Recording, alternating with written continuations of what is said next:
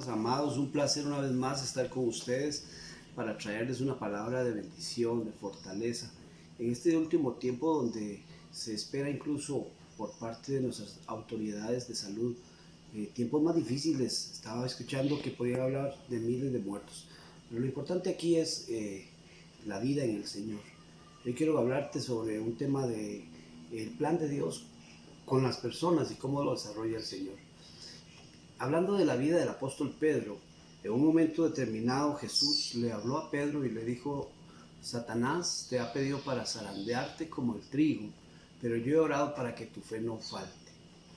En esas palabras de Cristo hacia Pedro hay algo implícito muy importante, que cuando nosotros somos pedidos por el enemigo para ser golpeados, zarandeados, Dios siempre estará ahí para ayudarnos, fortalecernos, levantarnos y sobre todo llevarnos a su propósito. Dice la palabra de Dios que cuando Jesús le dijo a Pedro: Satanás te ha pedido para zarandearte, Jesús prácticamente está diciéndole lo que venía sobre él, venía a prueba fuerte. Y entonces, ¿cómo venía el enemigo a atacar a Pedro? Bueno, sabemos que el enemigo nos va a atacar no por donde somos fuertes, sino por donde nos debilitamos o descuidamos.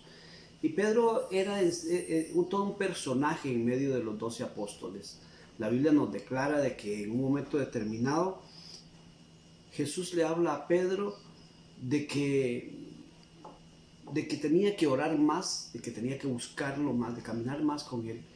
Y ese Pedro es interesantísimo porque siempre mantuvo una actitud de un hombre colérico, impulsador.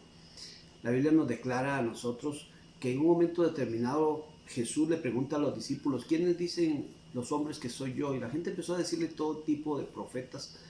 Pero cuando se acabaron los nombres, Jesús los volvió a ver y le dice a Pedro: ¿y ustedes quién dice que soy? Y Pedro, lleno del Espíritu Santo, recibe revelación de Dios como un vaso de Dios para cosas grandes. Y entonces dice: tú eres el Cristo, el Hijo del Dios viviente. Y nos encontramos un Pedro en revelación que recibe del cielo y lo presenta a la gente y al mismo Señor. Luego encontramos a ese Pedro caminando por encima de las aguas, como el mismo Jesús había caminado. Entonces encontramos en Pedro un hombre de un carácter fuerte, un hombre de visión, un hombre que dice: voy para allá voy, hasta cierto punto empecinado mental y un tanto colérico, muy colérico de carácter. En un momento de la vida de Jesús, vienen a traer a Jesús, a llevarlo preso, y Pedro, dice la Biblia, que sacó una espada y le cortó la oreja a un servidor del templo que se llamaba Malco. Jesús toma la oreja de Malco, se la pone otra vez y le dice: no es con espada ni ejército, sino con mi Santo Espíritu. Y entonces empieza la segunda parte de la vida de Pedro, como semilla que crece como árbol para dar fruto y alcanzar un propósito en Dios. Dice la palabra de Dios que cuando eso pasó, Pedro salió huyendo y pasaron muchas cosas en su vida, pero lo interesante es, cuando Pedro saca la espada y le corta la oreja a Malco, Pedro tenía 3 años de caminar con Cristo y siempre tuvo una espada escondida debajo de su túnica. Imagínate lo incómodo que era para dormir con esa espada debajo de su túnica. Jesús les había hablado, les dijo: no lleven espada, no lleven bolsa, no lleven nada. Y Pedro tenía una espada guardada. Cuando nosotros entramos en proceso, siempre mantenemos áreas en nuestras vidas que muchas veces duran muchos años con nosotros hasta que las entreguemos y Dios traiga propósito. Pero cuando pasó este pasaje de Hechos, Jesús le estaba llevando, o el Espíritu Santo estaba llevando a Pedro a ese momento de clímax.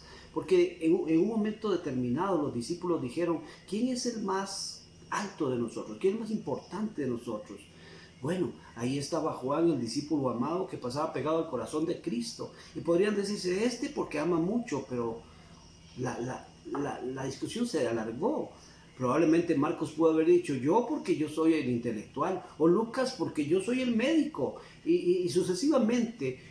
De pronto tal vez piensan en Pedro y dicen: no, es que el único que caminó por el agua fui yo, el único que dijo y recibió revelación del cielo fui yo. Ese Pedro, con todo ese liderazgo y con toda esa prepotencia, de pronto necesita ser quebrantado por el Señor. Y el Señor le dice: Satanás te ha pedido para zarandearte, pero cuando vuelvas de la zarandeada, confirma a tus hermanos. La Biblia nos habla de un Pedro en este capítulo 3, lleno del poder del Espíritu Santo. El Pedro que había hecho todo eso había sido restaurado por Jesús, porque cuando Cristo resucita, le dice a los discípulos: díganle a Pedro que he resucitado. Aquí encontramos algo maravilloso en Jesús. Nosotros como hijos de Dios nos vamos a caer una y mil veces. Vamos a pegar de frente contra las paredes. Nos vamos a resbalar, vamos a sufrir, vamos a pasar cosas duras. Pero el Señor siempre estará ahí con nosotros. Y el Dios que nos ama nos va a mandar a traer como lo hizo con Pedro. Díganle a Pedro que yo he resucitado. Había un Pedro metido en depresión que había negado a su Señor 3 veces. Y ahora Jesús le dice a los discípulos, díganle que yo resucité. Eso significa para alguien que siente culpa, liberación total. Significa me tomó en cuenta, significa no me ha abandonado, no se ha olvidado de mí.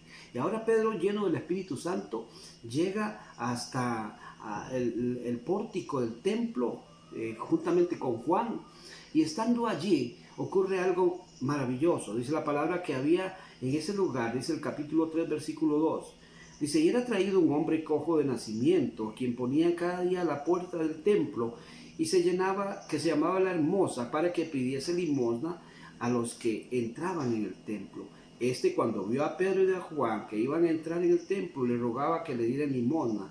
Y Pedro con Juan, fijando en él los ojos, le dijo, míranos. Entonces él estuvo atento, esperando recibir algo, mas Pedro dijo, no tengo oro ni plata, mas lo que tengo te doy. En el nombre de Jesús, levántate.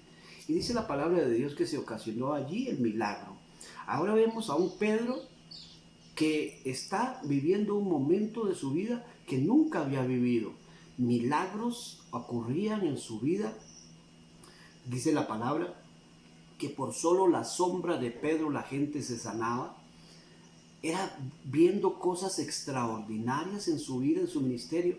Y entonces viene la pregunta, ¿era la oportunidad perfecta para que ese Pedro prepotente de antes, que peleaba por ver quién era el mejor, ahora tiene la oportunidad de hacerse grande delante de la gente?